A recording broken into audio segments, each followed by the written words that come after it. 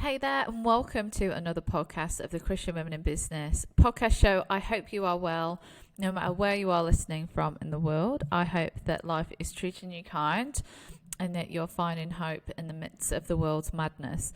Today, I'm going to talk about collaboration and how it can be a powerful thing, and how some collabs have worked for us and how they haven't, and who and when to collaborate with. So if you've been thinking about doing some kind of collaboration, then this podcast is for you. Before we get into the meat, wanted to let you know that our live workshop is happening on the 17th and 24th of August. So it's going to be a live online workshop, and the topic is going to be how to market your course or membership, because they're both very similar styles. So it's going to be split over 2 sessions, both about an hour, and I'm excited. I will be hosting it. I will be teaching you what I've learned, what's worked and what hasn't worked for us. There will be chance for you, just like a normal in-person workshop, to share, to network as well. So we're going to make it fun, and we're going to make it educational, and we're going to make it so that you can meet new people as well. So if you sat on the couch in lockdown and you're not sure what you want to do and you want to learn something, come and join us for that. You can grab your ticket on the website under events, or on our Facebook page under events as well. And very soon we will be launching the conference tickets too, so that's pretty exciting. So that's it for community news. Let's move on to collaboration. So collaboration can be a powerful thing, and it can also be quite an annoying thing. So I've had people contact us hundreds of times wanting to how do I say this where you can't see me using quotation marks, collaborate with us, where they really didn't have anything to offer. They wanted us to do all the work, and they just generally didn't get what collaboration is, I don't think, or they just wanted to take advantage of what we've built. So collaboration can be a beautiful thing, but it also can be quite an annoying thing. So I've got 5 things to that you can put into practice, of what I've learned for collaboration, and then different types of collabs. And you'll know when the time is right, because everything will align. So my first point is it has to be a win-win for both parties. And as harsh as this sounds, and sometimes you might want to help bring people up, if they're not quite at your level, if you like. I'm trying to be as diplomatic as possible. But let's just say you wanted to do a Instagram story swap, and their following is 200 people, and you have 200,000 people.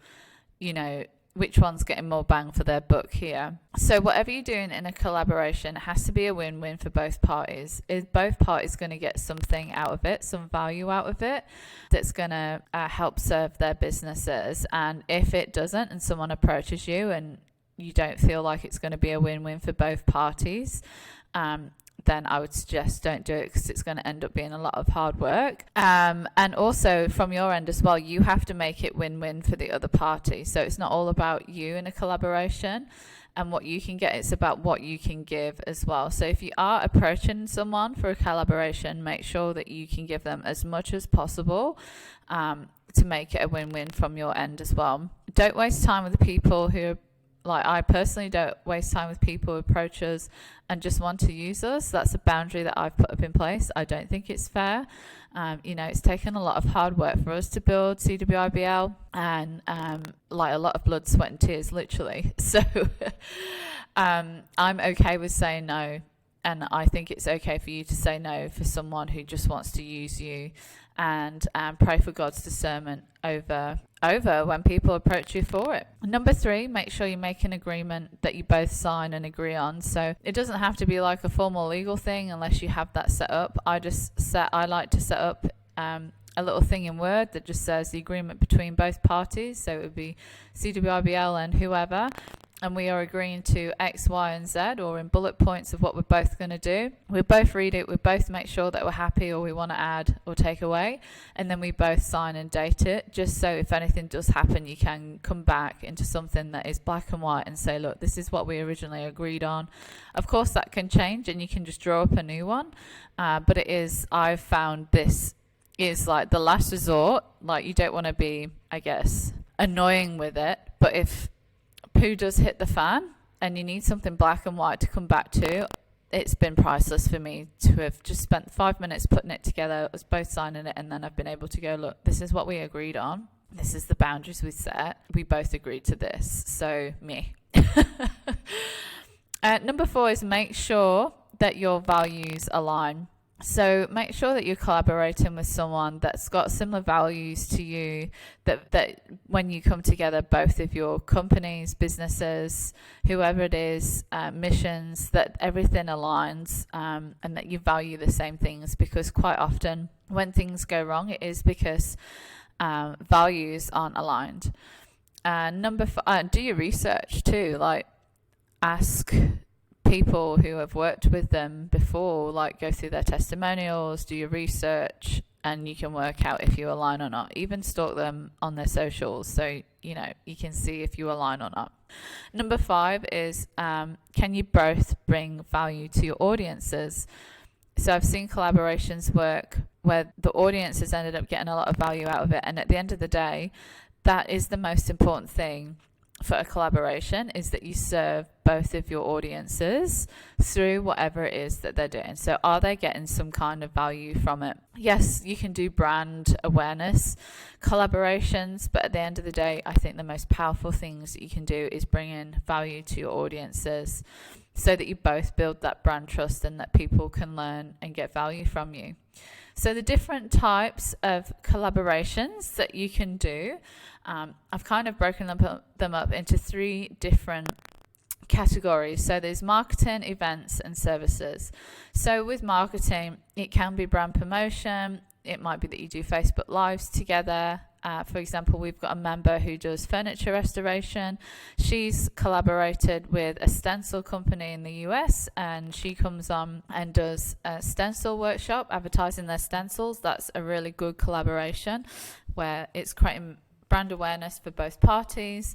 Both parties are getting something out of it. It's a win-win, and the people are learning from the sessions, the lives as well, which is great. Another collaboration I've seen, it's probably not the most popular one at the minute, but is airline.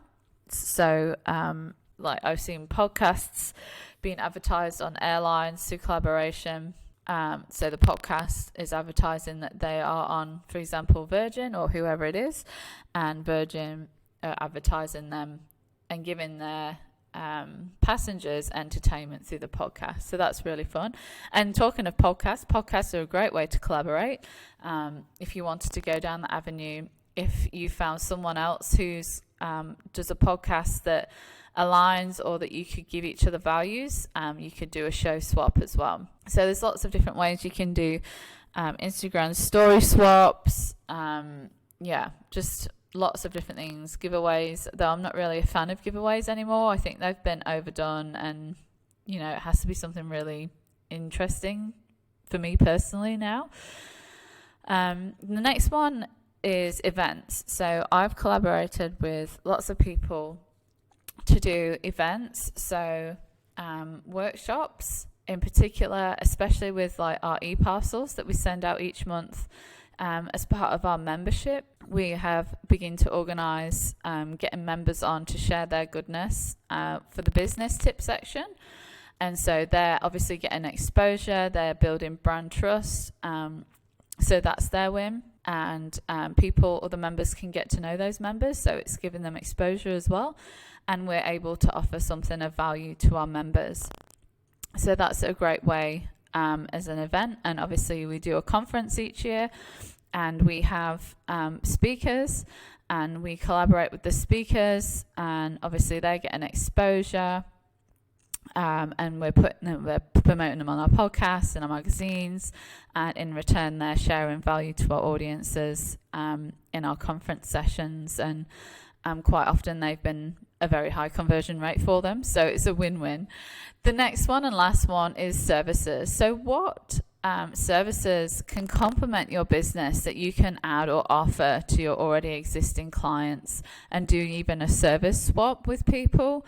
Or is there a way, for example, like graphic designers go great with copywriters?